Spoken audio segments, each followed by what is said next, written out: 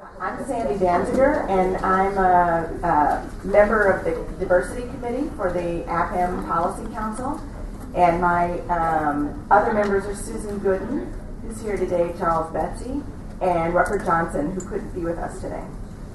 And I'd like to welcome you all to our first session. First of all, we're really delighted to see everyone. As we were planning, we were hoping that we would, bring people out of the woodwork, and we appear to have. So that's really terrific. I want to welcome you to this session on pipeline models, on models of pipeline and postdoctoral training programs to increase diversity in our academic, our practice institutions, and in our policy community. As with most of our sessions, I really have to acknowledge the vision and persistence of Rucker Johnson, Jr., who we wish could be here. Rucker really pushed us along and helped us develop this very exciting approach to thinking about these issues. And we're hoping, as Paul said earlier, that this session will really stimulate our ideas about what we can do as institutions, what we should be doing and encouraging in our research, and how we can move forward as an association and in our various communities. So first I'll introduce the panels in the order that we'll have them present. Each person will take about 10 to 12 minutes and to first present their perspectives in their thinking about these issues and their incredible experience in working on these programs. And our order sort of reflects the part in the stage at which these different models operate, starting from undergraduate programs to postgraduate support. So we'll be starting with Martha Chavez, the Assistant Dean for Academic Affairs at the Goldman School of Public Policy, UC Berkeley, and co-chair of the PPIA National Board of Directors. Patrick Mason, Professor of Economics, Department of Florida State University, will go second and report on the American Economic Association's mentoring pipeline program in particular. Sam Myers, professor of Hubert Humphrey School, University of Minnesota, has been conducting comparative analyses of pipeline models and programs and is going to speak about his work. And next, Sheldon Danzinger, professor at the Gerald R. Ford School at University of Michigan, will discuss his work with the Ford Foundation on the research and training program on poverty and public policy, which has been at Michigan. And finally, Sean Joe, professor of the School of Social Work at University of Michigan, will present on the Emerging Scholars Interdisciplinary Network, a program he started, a professional development network for social and behavioral scientists. So as I said, each person will take about 10 to 12 minutes to present. They have lots of ideas and thoughts.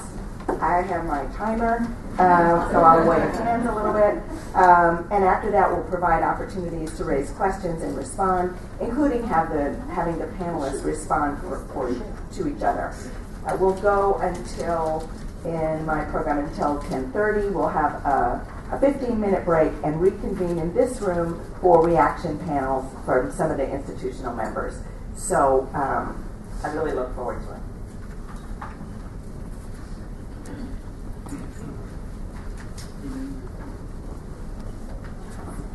So thank you all so much. It's really an honor to be here today to discuss very important issues. My name is Martha Chavez, as Sandy mentioned, and I serve as co-chair of the Public Policy and International Affairs PPIA National Fellowship Program. And I'm just going to go ahead and dive in and talk to you about this amazing program. First of all, the mission of PPIA is to increase the inclusion and participation of historically underrepresented groups in public policy and international affairs graduate programs, and also to encourage these individuals to go on and to pursue careers in public service. Now, the hallmark of the PPIA program are actually what are called the Junior Summer Institutes. These institutes have been in place for over 30 years, and in fact, as a pipeline program, these institutes target and recruit undergraduate college juniors. And so what we do is we recruit juniors to attend these summer institutes, and they basically go through 7 weeks of intensive courses in economics, in policy analysis, in statistics, writing, and public speaking. And each year we admit about 400 to 500, we actually receive 400 to 500 applications. However, we only admit 100 students each summer. And the reason for that is we do have limited funding. Unfortunately, a lot of these students are very highly qualified for our program, but we're just not able to service all of them. Currently, there are 4 universities that host these institutes. They include the Woodrow Wilson School at Princeton University, the Ford School at the University of Michigan, Hines College at Carnegie Mellon University, and the Goldman School of Public Policy at UC Berkeley. Now, through this intensive, rigorous training that we provide students, they gain solid skills in quantitative and analytical tools, and they're really well prepared for graduate school. For many of these PPIA students who are increasingly first-generation, low-income students, and we're also seeing many more of them coming in as community college transfer students to four-year universities. For many of these students, it's often the first time that they actually are able to take such rigorous courses all at one time. And so our goal is to really provide them with the resources, with the support, and to inspire them to really excel academically during the summer. In addition, we really work to inspire them to pursue careers in public service and to become change agents. So as part of the program, not only do they gain these great skills, but we also provide them with a lot of professional development opportunities. So during the summer, we will invite guest lecturers. We'll have networking events also with PPIA alumni, as well as practitioners who are actually working in the public policy field at all levels of government, in nonprofits, as foreign affairs officials, working for community-based organizations. And so this experience as part of the program really helps to support and energize these students, so when they finish the program, they're really excited about pursuing careers in public service. After they complete the summer program, obviously they're college juniors, so they go back to their home universities, and they actually have a year during their senior year to take additional courses to get ready for graduate school. And so we advise them as they're leaving the program of courses that they might want to continue taking to enhance their ability to do really well in graduate school. So then, of course, we need to continue them and get them through to graduate school. And so to ensure that they go through, we actually have the PPIA National Office, which is based here in Washington, D.C. And the office works with over 30 universities who have public policy and international affairs programs at their universities. And they basically work to recruit the PPIA students that complete our program. And so what happens is these consortium university members essentially provide application fee waivers, and also they guarantee them, if they're admitted, a minimum of $5,000 scholarship to pursue graduate studies at their universities. Often, many of these universities will provide significantly larger, generous financial aid packages, but that's what's required. And so essentially that's the program. We target them as juniors, then they go on and they get recruited to go on to graduate school with significant financial incentives.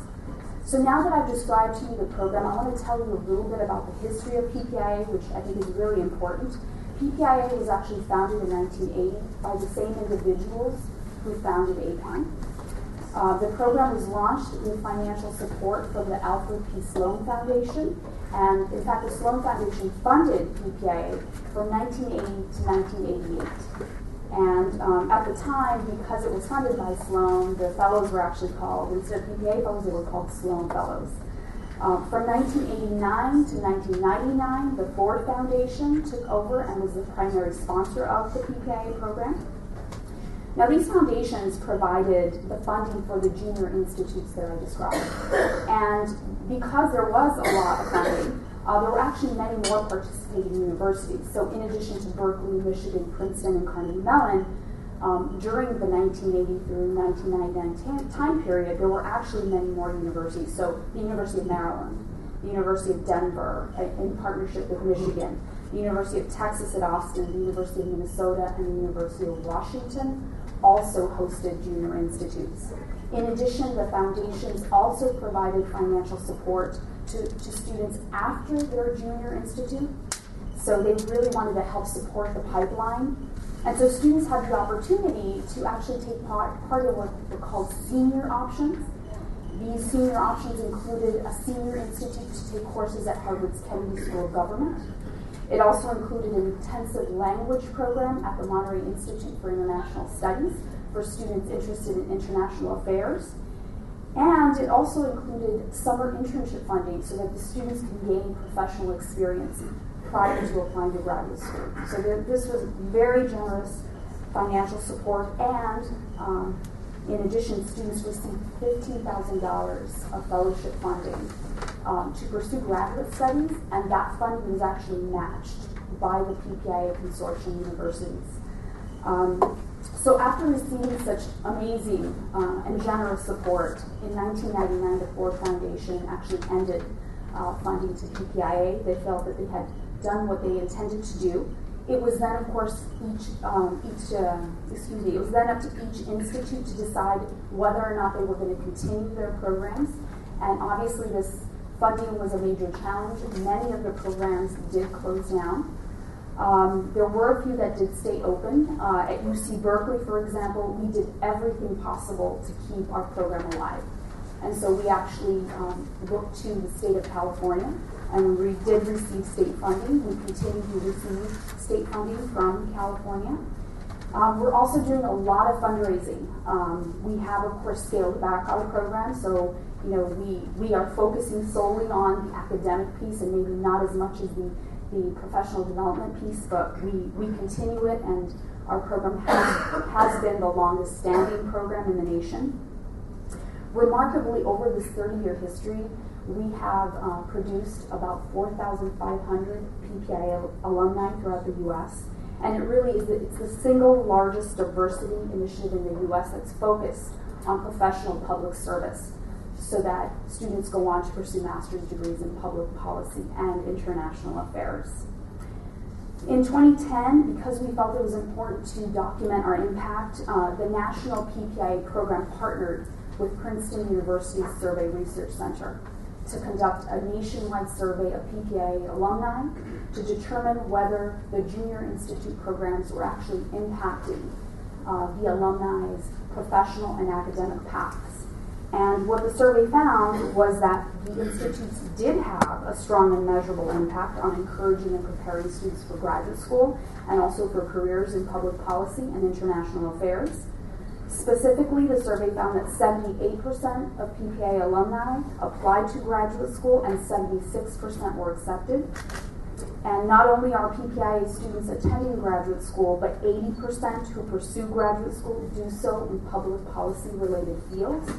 And finally, the survey found that 97% of alumni who attended graduate school were either currently attending or had successfully graduated.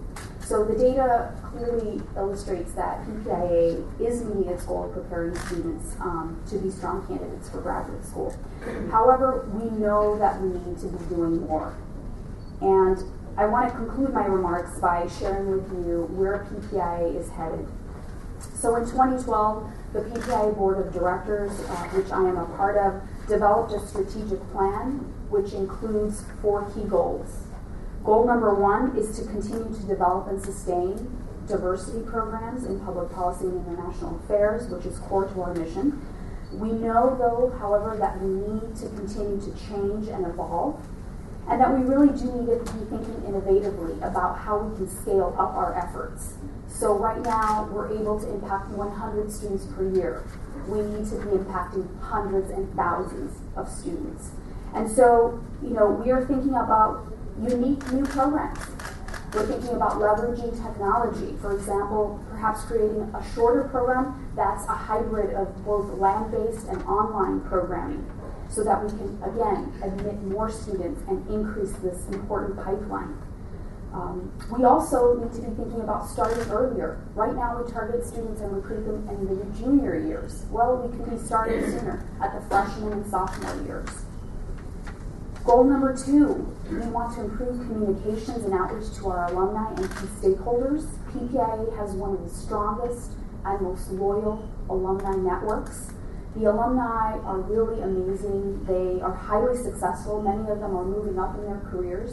and they want to mentor students. They also want to give back financially, and they really care deeply about the experience that they had. They formed such amazing, strong bonds during the summer, and so we want to capitalize on their energy and their commitment. And we already have. Our alumni are ubiquitous. You can probably find them in any major city, and in fact, there's a major contingency of them here in the District of Columbia. So it's time, and they're ready to be re-engaged with PPIA. Goal number 3 is to strengthen and expand the existing graduate consortium. That we know we've had an increase in consortium members added in the past year, and we know that there are more people interested in our mission, including not just graduate universities, but also other nonprofits and corporate partners, because they care deeply about our mission. And goal number 4 is to develop new partnerships and also fundraising strategies. In fact, we have already just launched a PPIA Board of Advisors, which is comprised of alumni from PPIA who are from the private sector, to help us to develop a business model for our programs and also to help us develop fundraising strategies. So we're very excited about that initiative, and we know that we need to do that. So it's high on our priority list. I want to conclude by saying that the need for diversity in leadership and public service has never been greater. We have a lot of work ahead of us. And despite the challenges, we are very excited about our work, and we are very committed to PPIA's mission. So we look forward to our future. Thank you.